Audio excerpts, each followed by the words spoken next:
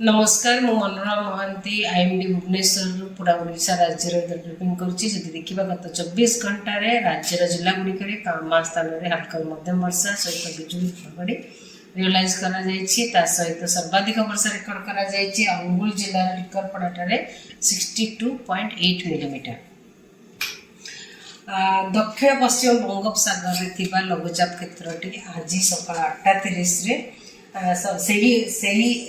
जगार से स्थान में एक स्पष्ट चिन्हित लघुचाप क्षेत्र में पलटि जाइए सहित जड़ित घूर्णिबलय समुद्र पतन ठार 7.6 किलोमीटर पर्यंत व्यापी।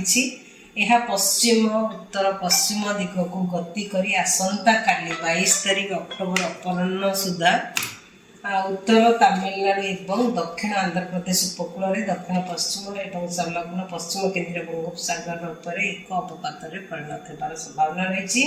यह पश्चिम उत्तर पश्चिम दिगरे उत्तर तमिलनाडु पुडुचेरी और दक्षिण आंध्र प्रदेश उपकूल आड़ को गति कर संभावना रही। परवर्ती 24 घंटा मध्य आहरी घनीभूत होबार संभावना रही।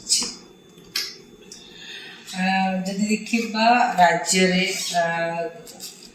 कामा स्थान कि गोटे कि दुटा स्थान में हल्का मध्यम वर्षा हमार संभावना रही। मोस्टली आम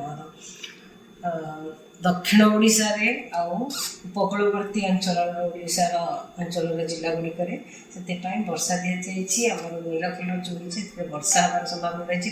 सहित वर्षा सहित गोटे कि दुईटा स्थान में बिजुली घड़घड़ी और झटका पवन 30 ରୁ 40 किलोमीटर पर रही संभावना रही। जमीक केन्द्रापड़ा जगतसिंहपुर कटक खोर्धा पुरी नयागढ़ बौद्ध कंधमाल रायगड़ा गंजाम गजपति मालकानगिरी और कोरापुट जिले में वर्षा सहित बिजुली घड़घड़ी भी रही संभावना रही। से कृषक भाई मानी आमर साधारण लोक मान विशेष सूचना कि से बिजुली घड़घड़ी को घड़घड़ी रक्षा निजक रक्षा करने सुरक्षा जगह रहा दरकार।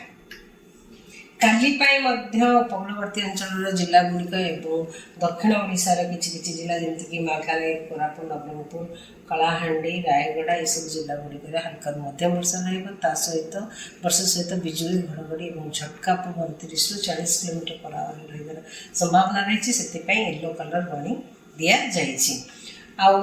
23 तारिख राज्यर किसी स्थान में हल्का मध्यम वर्षा होकर संभावना रही। सहित आम उपकूलवर्ती अंचल जिला गुड़िक और रायगड़ा कोरापुट मालकानगिरी नवरंगपुर जिले में वर्षा सहित गोटे कि दुईटा स्थान में बिजुली घड़घड़ी और झटका पवन 30 ରୁ 40 किलोमीटर पर आवर रही संभावना रही। 24 तारिख सिमिलार स्थिति बिजुली घड़घड़ी वार्निंग दि जाइए। आम उपकूलवर्ती अंचल जिला गुड़िक जोटा कि बिजुली घड़घड़ी वर्षा सहित बिजुली घड़घड़ी और झटका पवन 30 ରୁ 40 किलोमीटर पर आवर रही संभावना रही।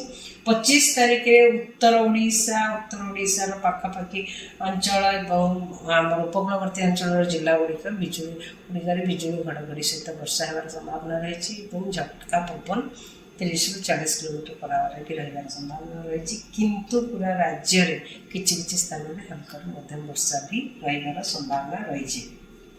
26 तारिख और 27 तारिख राज्य में अनेक स्थान में हल्का मध्यम वर्षा होगार संभावना रही। सहित बर्तमान पर्यंत किसी पानी ना।